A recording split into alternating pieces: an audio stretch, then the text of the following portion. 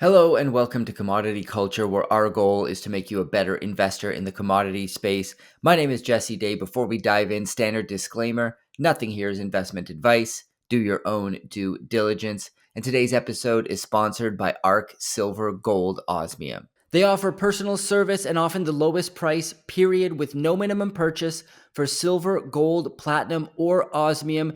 Here's just some of the great things people had to say about ARC SGO and owner Ian Everard on this channel. Have bought from ARC, good source and price. I cannot say enough good about Ian and his company. He is the most honest individual I could find in order to buy precious metals. If you are looking to buy PMs, I recommend Ian at ARC. He is a straight shooter. I purchased a lot of silver from ARC. So visit their website at arcsgo.com. Contact Ian Everard at 307-264-9441 or by email at ian@arcsgo.com for all of your precious metals needs, and make sure to tell him that Commodity Culture sent you. And today's guest is an economic forecaster with a storied career, including advising the Reagan administration, briefing U.S. Congress on the world economy, authoring a number of books such as The Plot to Seize Russia and Manipulating the World Economy, much more. It's Martin Armstrong. Great to have you back on the show. Thank you for inviting me. So I want to start with a broader overview and then dive into the specifics of some of your recent research. But let's start with this, and you can take this question wherever you'd like. So when looking at the global economy, financial markets, and geopolitics, what are the main themes and trends that you think more people should be paying attention to right now? Because I was one of the first international hedge fund managers, all right, you have to look at the entire world because everything is connected. So you're looking at Japan relative to Germany, et cetera. So that's what I try to relay to people, that, if you're just going to forecast gold by itself, you're going to be wrong, because there's always a wild card that comes from the outside. And how this is all connected, if you look at it, like the U.S. was virtually bankrupt in 1896. J.P. Morgan had to lend $100 million to bail out the Treasury back then. And after World War I, we were the financial capital of the world. But World War II, we ended up with 76% of the entire official world gold reserves. So when you have tanks running around blowing up banks and stuff like that on your street, you're not going to leave your money there.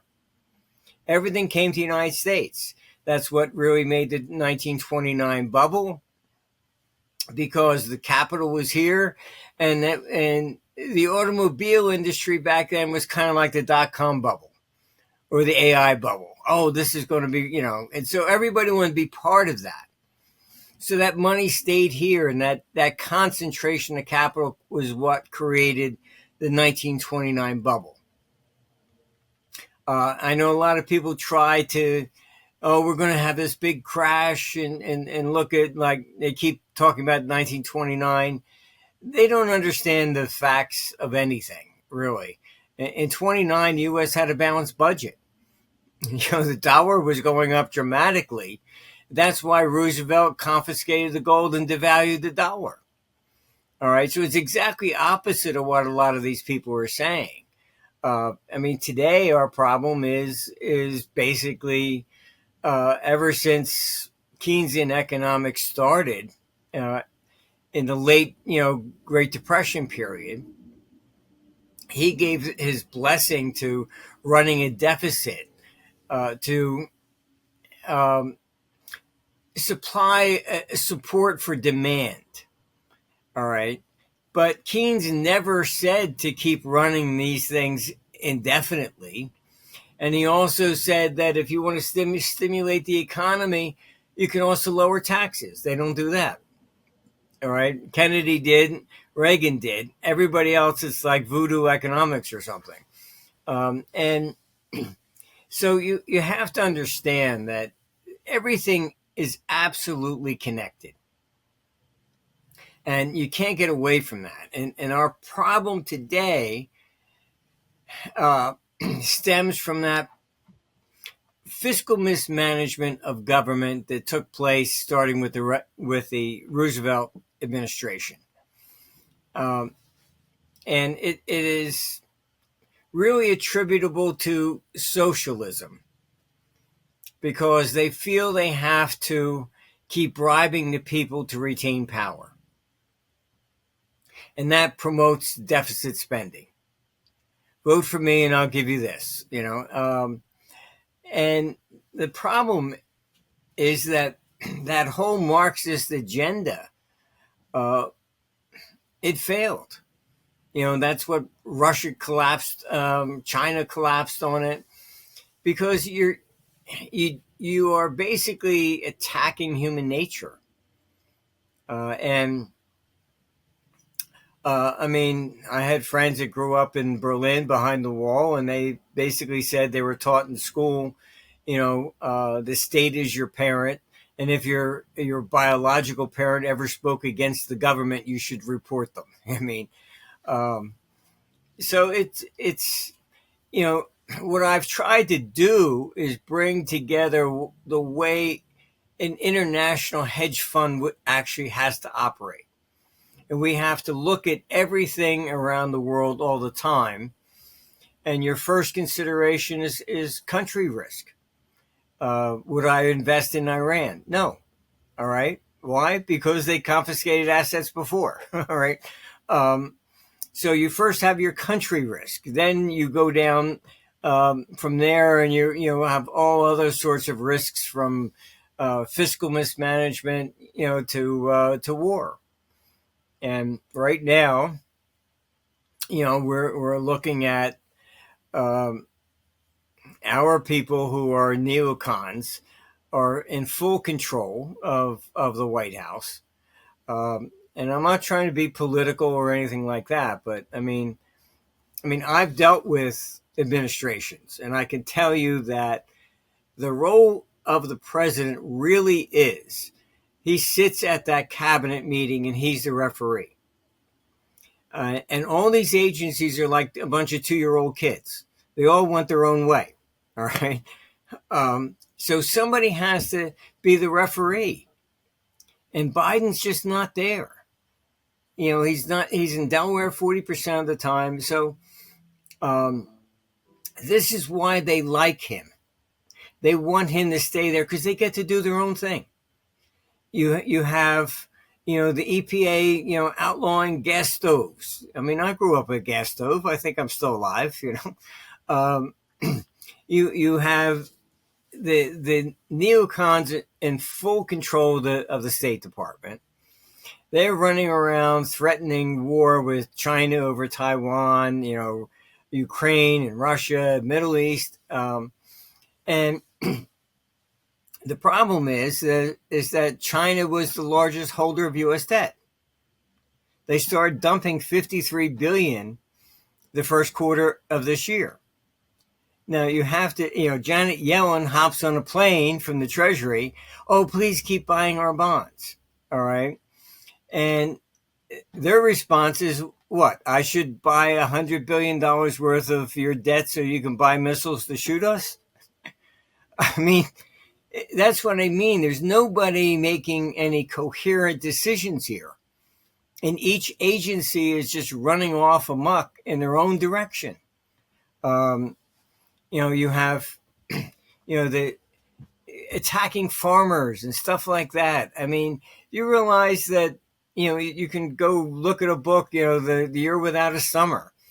You get a volcano, a 7 status volcano goes up and it creates volcanic winter.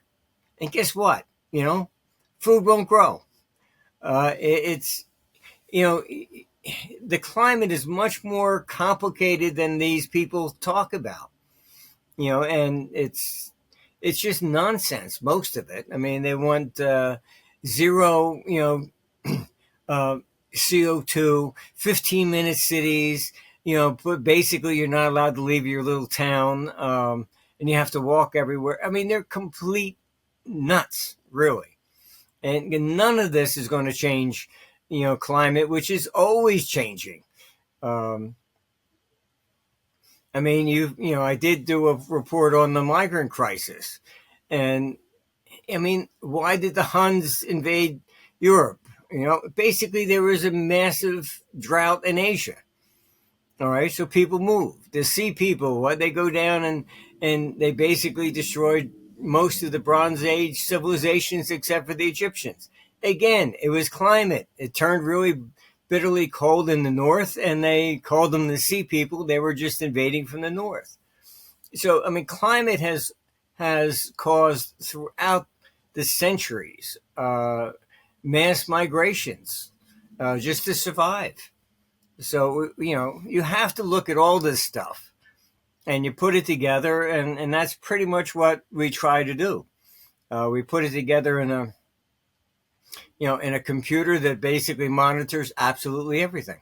That's a very fascinating overview there. And I do want to touch on Socrates and your computer later in the interview. First, I wanted to pull on a thread there because you mentioned that the neocons are fully in control when it comes to America. Biden is obviously not all there cognitively. And I mean, it's amazing to see, to just watch the way he speaks. We are seeing apparently a shift towards what the media would dub the far right. We saw in the EU parliamentary elections, right-wing parties sweep the vote. We're seeing things like Javier Milei in Argentina, Bukele in El Salvador. So we are seeing signs that there's kind of a pushback to the other way. I mean, even my own amazing Prime Minister, Justin Trudeau, was on television recently bemoaning the fact that far right parties are starting to gain more influence, and we must do something as a liberal democracy to stop these people. Do you see that shift being significant at all? And how do you see that potentially changing the picture when it comes to the geopolitical landscape? Yes, I mean, you have to understand that our forms of government, Republican, all right, where we're represented, all right, we don't. It's not a democracy. That's all propaganda. In a democracy, we have the right to vote.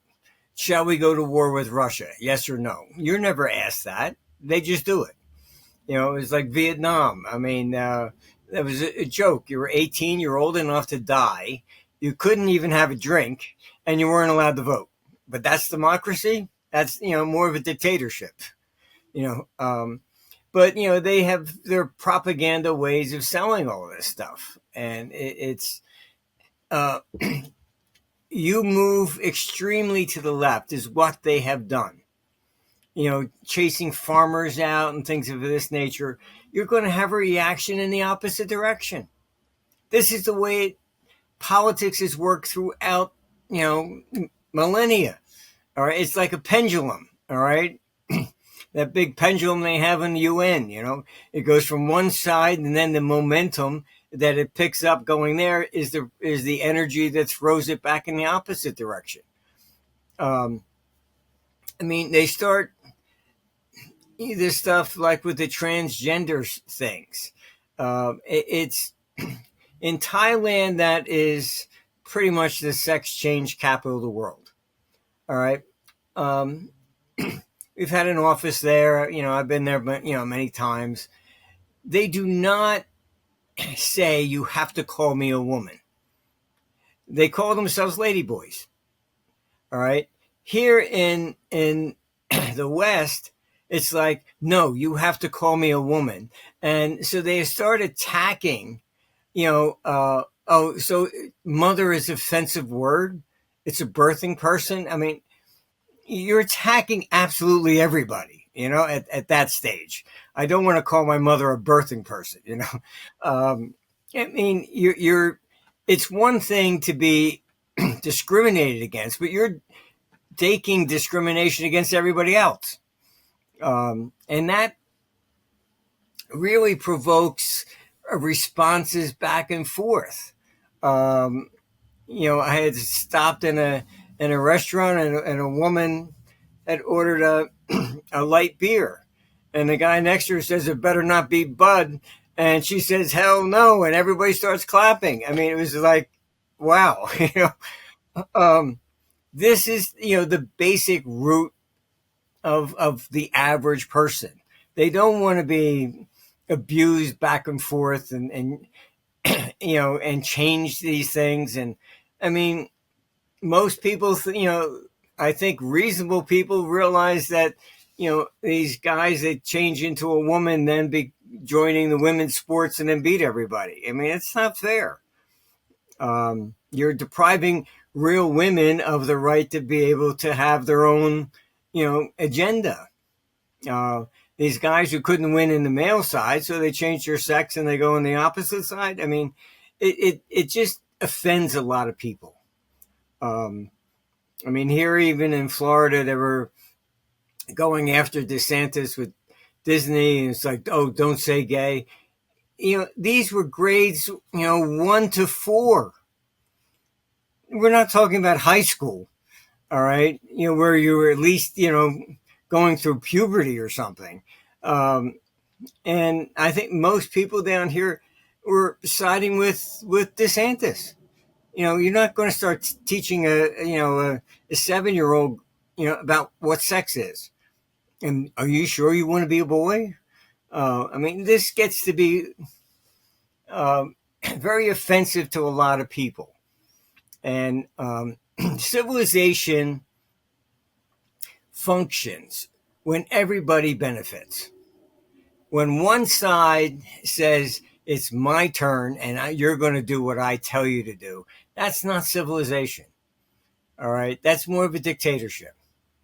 And this is why communism fell.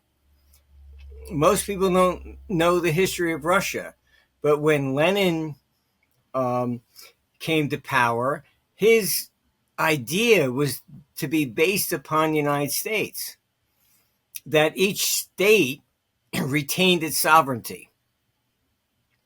And they could secede if they wanted to. That was Lenin's idea.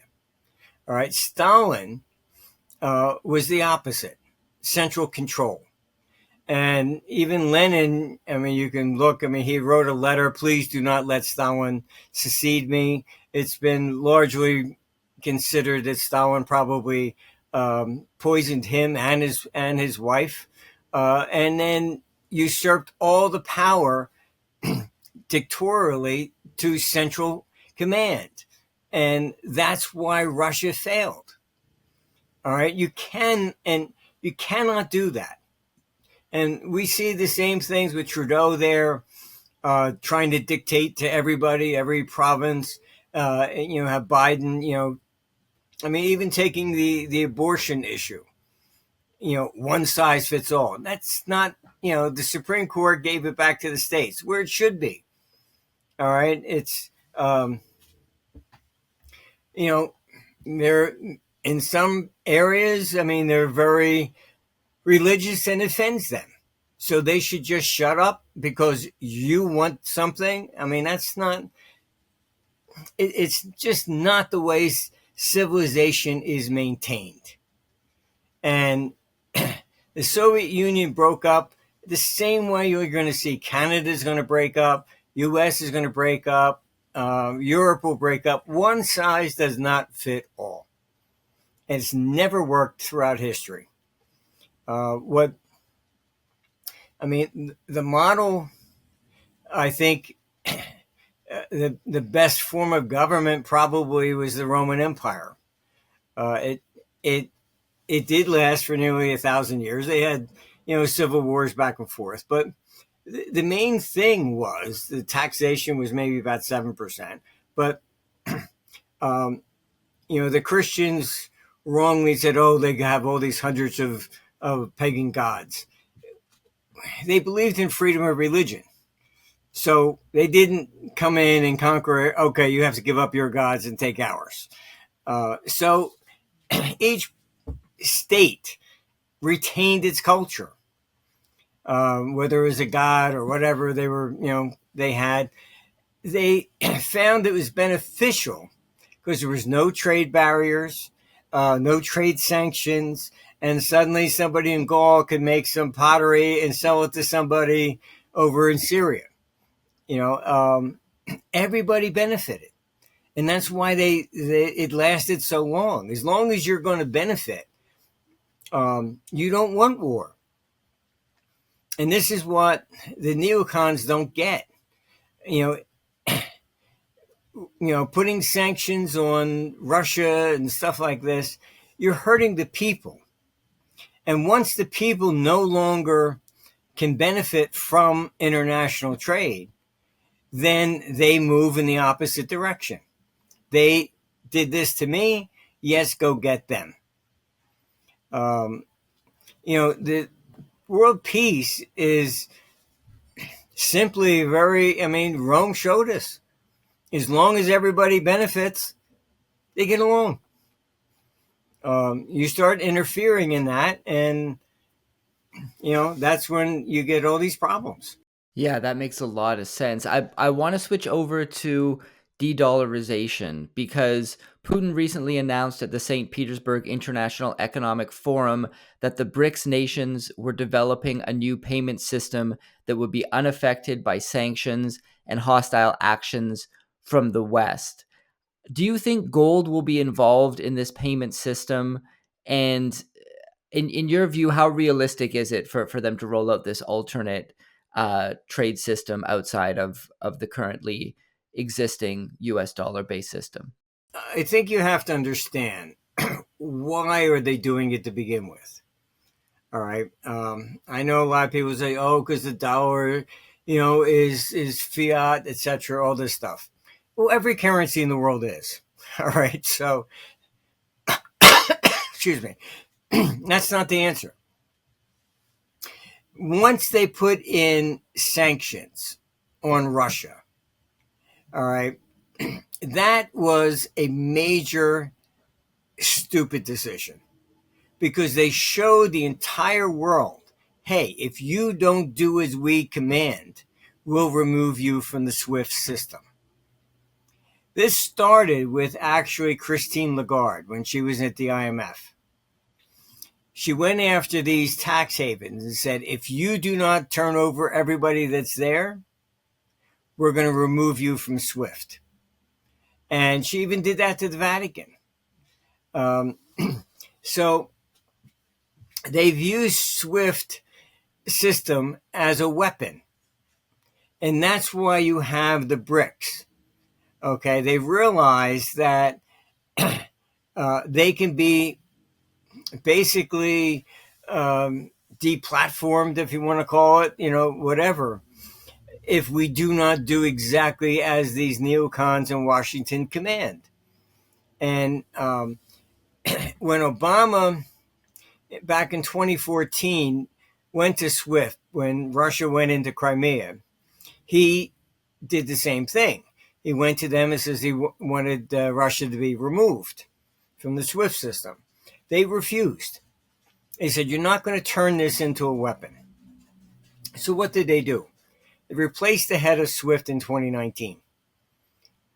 They go in there and say, hey, whatever you tell us to do, we will do.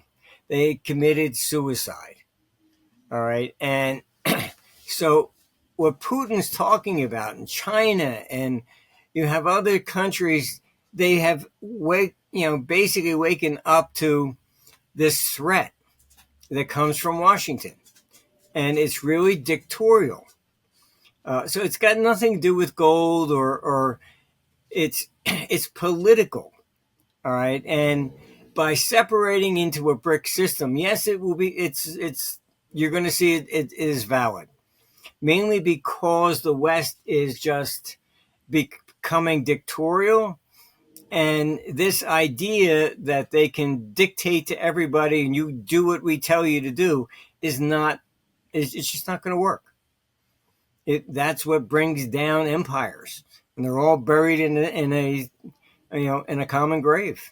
Well, I want to touch on some of your recent research, starting with the theme of civil unrest.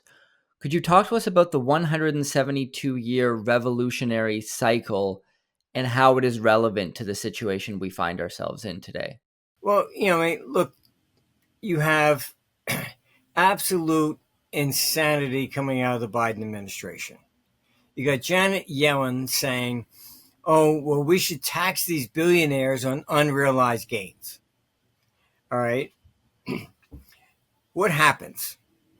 All right. You've got stock. You doubled your money, but you didn't sell it yet. Oh, well, we want the taxes on it now. Guess what? You're forced to now sell to pay the tax. That's what destroyed farming. The farmer died. He left it to his family. They come in and say, oh, this land, if you build apartments on it, it'd be worth this much. And so then they put in like this, inheritance taxes. It forced them to sell land just to pay the tax. So that's why Bill Gates is the biggest landholder now. You have Monsanto, etc. You've destroyed the common, basic farmer. This is very dangerous. And, to have Janet Yellen saying that we're going to tax unrealized gains, then, Bill Gates is going to have to sell all his stock. Bezos is going to have to sell. You're looking at a major crash then. All right. And, on all this, then you have effectively, this is the problem with government. They never look at themselves as a problem. They want to just simply spend. If I don't have enough, raise taxes, go get them. All right. So now you have Biden also out there saying he wants to raise capital gains to 44.6%. All right. You're undermining the very basis of that. All right. If you're going to buy and sell and be a short-term trader, that's normal income. If you're going to invest long-term, creating jobs, that's capital gains. Going after that and going to 44.6% when a capital, a short-term would be 39%. Guess what? You don't invest anymore. I mean, but these people only look at economically from their perspective. It's got nothing to do with the country. It's got nothing to do with promoting equality or anything of that nature. It's how much do I need? This is what I want to do. And this is why we're looking at civil unrest. Because you can go through, take a history book. Every revolution, every single revolution, what is it about? It's about tyranny and taxation.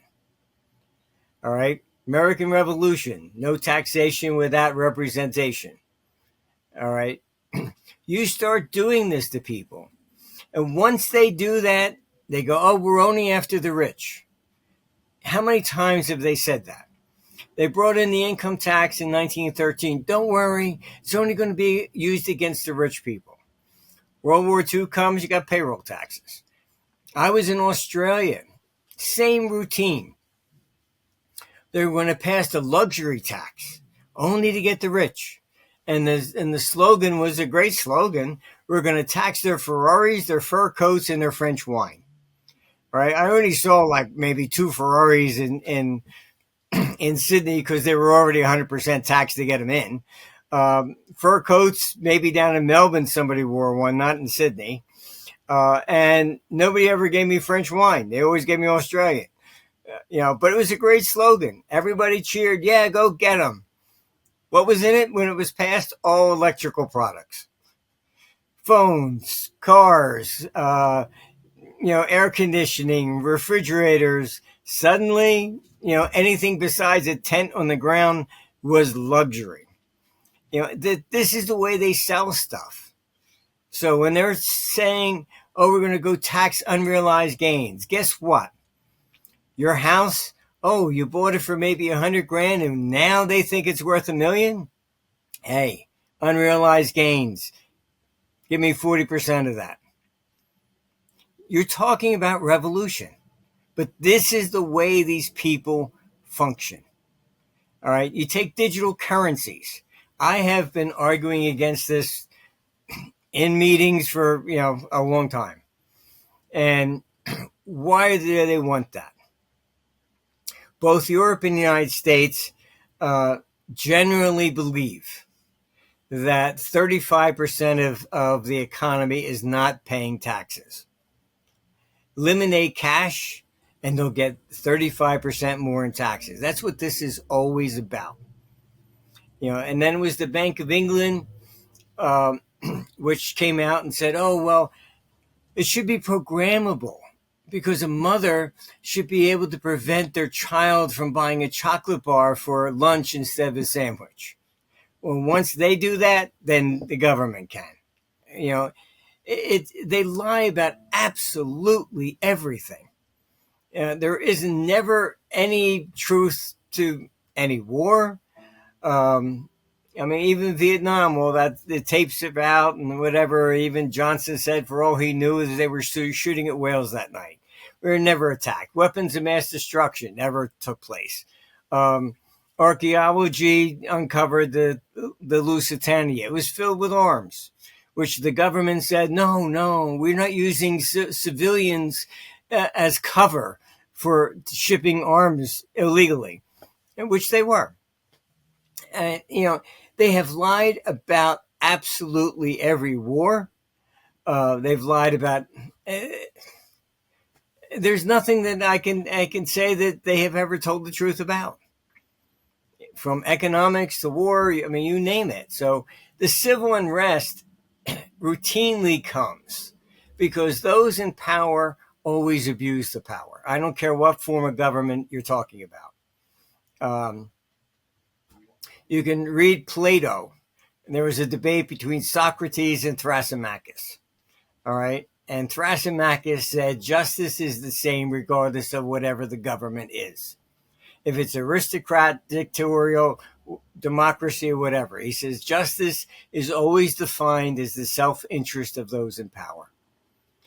He said that you're talking about, more than 2,000 years ago. Nothing's changed. Human nature is the same, and that's why history repeats. Because human nature never changes. People think, look at Rome, they're just a bunch of people running around in diapers and throwing spears. Sorry, it's human nature. A mother cried for her son that died in war back then as she would today. Human nature never changes. And once they get power, I don't care what government you're looking at, they always want more. And unfortunately, republics are the most corrupt. Even a dictator, you can't bribe a dictator. And you can't bribe a monarch. But you can bribe everybody that's in parliament or Congress, all right? Just look at the COVID mess. You have Ursula over in Europe refusing to give up her emails because of, with Pfizer. You had basically a mayor down in Australia caught taking $10 million bribe from Pfizer. This is nature, all right? They're always going to be subject to being bribed. I can tell you in Germany, when you would be on a plane and the mayor there in Berlin was still crazy with his COVID nonsense, and they come on and say, we're entering Berlin, you have to put your mask on. And when the train leaves Berlin, okay, you can take it off now. This is the stupidity of this stuff. So next I want to touch on the migrant crisis and something you wrote recently where you said we must understand that this migrant crisis in Europe and the United States is the very means that ultimately destroyed the Roman Empire from within. So how does the situation today compare with the fall of Rome? And how do you see this all playing out in the end? You mentioned earlier in the conversation you see Canada breaking apart, US breaking apart, Europe breaking apart. Is this all a part of that? Yes. Ironically, talk about history repeating. The Emperor Valens, the Goths were like a Germanic tribe. And they asked if they could come in because the Huns were then starting to come in from Asia. So the Valens thought, okay, fine, he'll let them come in, and they would build up his reserves, basically, train them militarily, etc., to help support against the Huns. Well, what happened was they figured out, okay, fine, they're already now inside. They've already been trained militarily. They knew all the tactics. I think we're going after you. There was a big battle, and the Emperor Valens died in the battle. All right. If you read the historians back then, the real issue is culture. You can't, just look at Europe. I mean, they have more of a migrant crisis than we do, mainly because the majority of the people that invaded Europe were Islam. And so then you have Sweden, where the police said they won't even go into areas, and they put up signs, Sharia law takes place here. This is different than the migrations from Europe to America. And when I actually met with people that were creating the euro, I tried to explain to them. I said, you don't understand what made the United States great. It wasn't a single currency. I said, it was discrimination. They said, oh, how can you possibly say that? I said, it's very easy. Whoever was last off the boat, to get a job, they had to learn to speak English. All right. So the first generation, okay. The second generation was raised here. And so if you ask an American or, even a Canadian, what are you? Well, I'm half German, half Irish, or whatever. You don't see that in Europe. All right, because of the differences in language, culture, etc. It keeps them divided. America became the melting pot, but it was actually discrimination. So the problem we have with the migration crisis is that these people are not coming here to assimilate. They're coming here basically and retaining their culture. And that's why you see burning of churches and things of this nature in Europe. It's a completely different animal. This is, at the root cause of the problem in Ukraine. You have Zelensky. Most of the press won't report the truth, but he basically has outlawed Russian speaking as a language. He's outlawed the religion, said they're not allowed to report to Moscow, to the patriarch, which is kind of like their pope. He set up his own pope in Kiev and says you must report to him. Then even changes Orthodox Christmas, which is always in January. He says, no, you're going to celebrate it December 25th. Now, I think in Canada, if you tried to outlaw French, I think you're going to have a civil war. All right. Or America, and say, well, you can no longer speak Spanish. I mean, come on. You can't do these types of things. And it's Zelensky has, I talked to a lot of Ukrainians. They think he's the biggest traitor ever because he just takes orders from the West. He's not concerned about the people. That really came up when there was a peace agreement with Putin. And Boris Johnson from Britain, hopped on a plane, went over and told Zelensky, no, you cannot have peace. All right. Killed the deal. That made the front page of the Ukrainian press. Why do a lot of Ukrainians think that he's a traitor? And why has he suspended all elections so he can't even be thrown out? Because they look at it from the standpoint is that they are not in charge of their own country. They can't seek peace without permission from Blinken from Washington. Zelensky, oh no, we can decide. No, you can't. You've shown that you cannot. You won't even allow elections. where the people would overthrow him, believe me, in a blink of an eye. On May 7th, there were two colonels who tried to assassinate him. He says, oh, it was a Russian plot. No. I mean, I know a lot of Ukrainians, and they would love to see him. As they say, if he was on fire, they wouldn't urinate on him until he was dead. Very interesting thoughts there. I do want to turn to discussing Socrates, the computer that you use to predict a lot of geopolitical events. Talk to us about, as much as you're able, to walk us through how does that system work, and how has it helped you to forecast events up to this point? Well, I created it back in the 70s largely as a to monitor the entire world, and I understood everything was connected. All right. I didn't realize that it could forecast wars. That came up in the early 80s. We had a client which was one of the major banks in Lebanon, and they found a ledger down there in their basement, and with somebody had written down the Lebanese pound back to like 1850 or something, and asked us if we could create a model. I said, sure.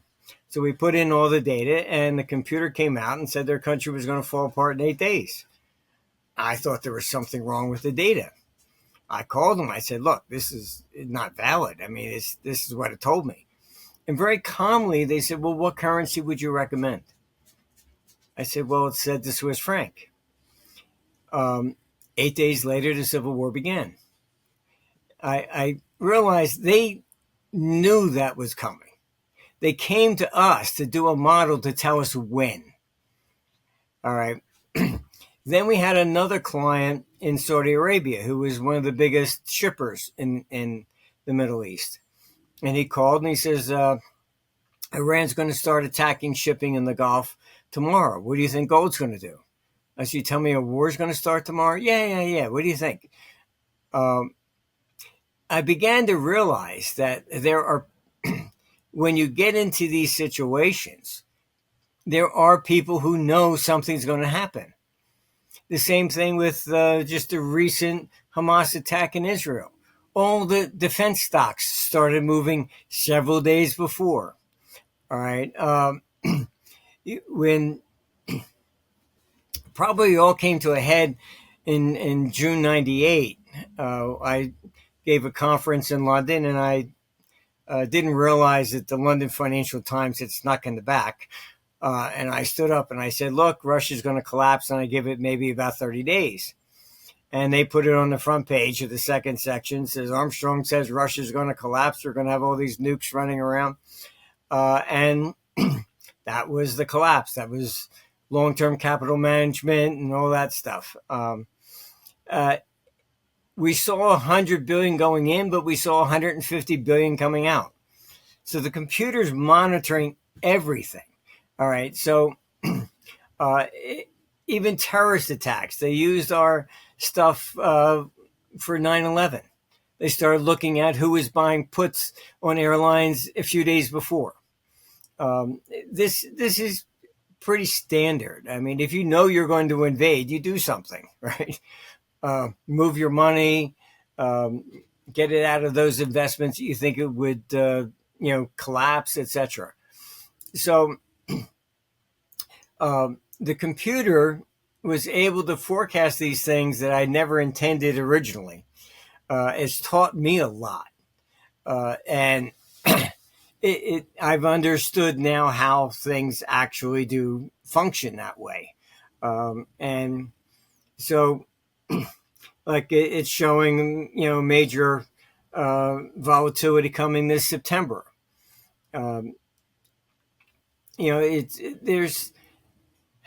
Why does the West, U.S. and Europe, why did they need war? It's basically because of the fiscal mismanagement. A lot of people keep wondering, like, when's the debt going to explode? Blah, blah, blah. All right. And they don't understand how it functions. All right. Comes back to what I was saying about the State Department and blinking threatening China. When China stopped buying and started selling 53 billion, now we're crossing that red line where sovereign defaults become possible. How? When it can keep going, you can keep selling debt as long as people buy it. When they stop buying, that's when the default comes. All right. So it's not oh, gee, it's 34 trillion, it will collapse at 35. That's not the issue. It will collapse when people stop buying. And that's what is taking place. You're seeing not just China backing off, but you're seeing domestically real estate still rising. People are taking money out of the banks. They're buying real estate. They're buying, collectibles. They're buying gold. Not everybody buys one thing. But this is, people just afraid of government. They know there's a problem coming. They don't respect Biden at all. And you're coming out with these statements of 44.6% and, capital gains taxes and taxing unrealized gains. All of a sudden you get people saying, hey, wait a minute, what's going on here? And you don't want certainly to own government debt, federal, state, whatever. There are no rules and no laws that ever apply to them.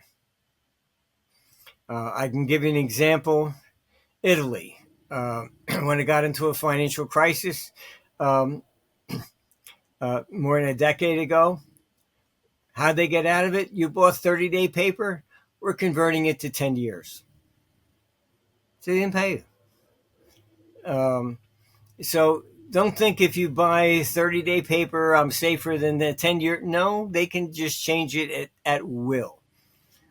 They're not trustworthy. They will do whatever they have to survive. So let's take everything we've discussed so far and maybe look at it through an investment lens. For somebody who's been listening to everything you've spoken about so far, how can they then factor that into their decision making when they're investing? You mentioned people should be avoiding government debt. Are there other areas that you think people should be staying away from? Are there areas of the market right now that you're seeing value in? Well, what are your thoughts on all of this through the lens of an investor? Yes, I mean there are sub trends. For example, like in the United States, you have people migrating from the blue states to the red states. California is looking at putting in an exit tax because so many people are leaving. You certainly don't want to buy real estate there. If you do have real estate, sell it before it's too late. Same thing with New York.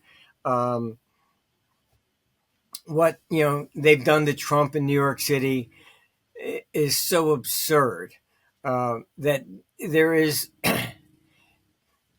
effectively, let's say you put in for a loan to buy a building. Well, we think the building's worth $1 million. The bank gives you the mortgage, and the government comes, well, no, we think that's fraud because it was really only 800. All right. And the bank says, we're fine, because the bank lent money based upon what its assessment was. This is the case with Trump. The problem is, and I can tell you many institutions that I talk to, they're getting out. It's not a place to invest anymore. If you suddenly offend whatever the government is, this is very dangerous. And in law, you take everybody's up in arms over the question of immunity with Trump in the Supreme Court. If the Supreme Court were to take away immunity from Trump, you're taking it away from Biden. All right. It becomes a precedent. And the Supreme Court, I think, understands this. And they're not going to do something absolutely crazy because this will affect everything. You're transforming the United States from a rule of law to a banana republic. You can't do this, and they've weaponized the Justice Department. Look, Steve Bannon, they're throwing him in prison. You've never seen stuff like this before. They're desperate. All right, so this is part of the agenda. Make sure you get away from government debt. All right, state, federal, just there are no rules. They will do whatever they want. And when you're looking at, if you need, you want fixed income, go to the AAA, companies. They cannot default. Government can default. If General Motors went into bankruptcy, they gather all the assets, they sell them, you get something back. When a government defaults, you get nothing. Absolutely nothing. It's unsecured. So from an asset basis, you're looking at the overall thing is, public to private. That can include precious metals, etc. But I would even, those that are interested in precious metals or whatever, I would take physical delivery. It's even if it's in a storage facility, it's at risk. Because what happens is, when you look at Roosevelt's confiscation of gold, he didn't go knocking on every door and say, give me all the gold in your sock drawer. All right. It was all the banks, whatever gold, they have to comply. So any formal type institution, any storage facility, they know where they are. And they come in, you'll go to prison unless you do what we tell you. And so they will hand over whatever they have there. So if you think that you're safe because you got a whole bunch of stuff in some storage facility, good luck. Those things are not going to be, if the government wants them, they will go after them. So you're better off with the gold in the sock drawer at this point. Mainly because this is the way it is. But we eventually end up in revolution. I don't see our Republican forms of government surviving much beyond 2032. And the real history of Julius Caesar is that when he crossed the Rubicon, it was the Senate that fled to Asia.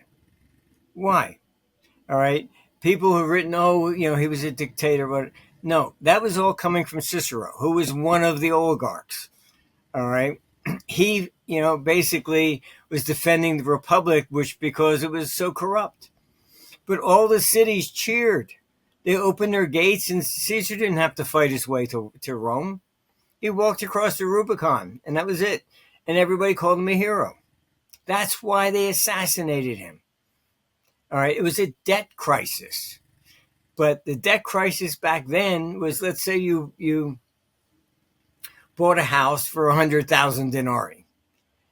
And now there's a real estate crash. It's only worth 50,000. They still want the 100. They don't take they don't take the house back. They wanted the full boat. So, and if you couldn't pay that, they took your children and sold them into slavery. That's what a debt crisis was about back then. That's why Caesar he crossed the Rubicon, because exactly what we're facing today. And all the oligarchs, they said, Republic, no, sorry, this is even why you ended up in an imperial version 72 years later, because it was with Augustus. I mean, because the Republic was just so corrupt. Every senator's for sale, and they're only going to vote in their own self-interest. And that's exactly where we're at today. Unless you have term limits, And the founding fathers in America, they had a good idea. The term was for 2 years, but they only met for maybe 6 weeks of the year. All right. And once they got that power, all right, because there was no term limit, they just kept staying there.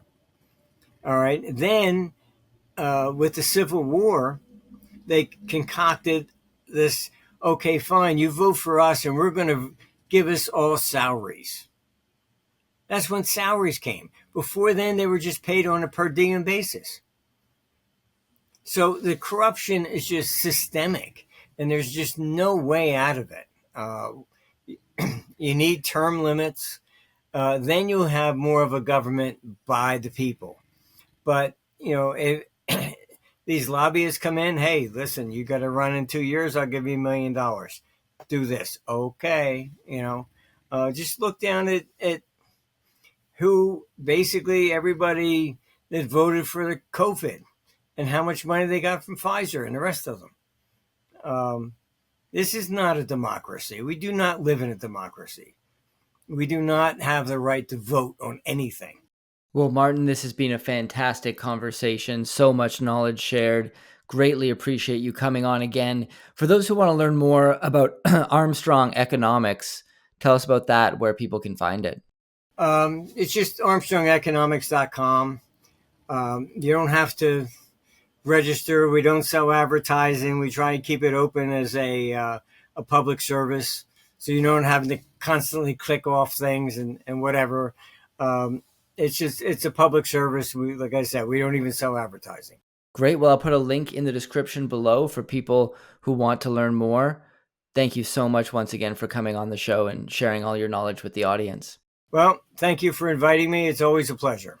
Thank you for joining us today. As a reminder, this episode is sponsored by ARC Silver Gold Osmium. For all your precious metals needs, head to arcsgo.com and contact owner Ian Everard today at 307-264-9441 or by email at ian@arcsgo.com, and make sure to tell him that Commodity Culture sent you. And I'll see you guys in the next episode. Commodity Culture is a series on commodities and natural resources. If you would like to see more, be sure to subscribe and hit the bell notification so you're always up to date with the latest episodes.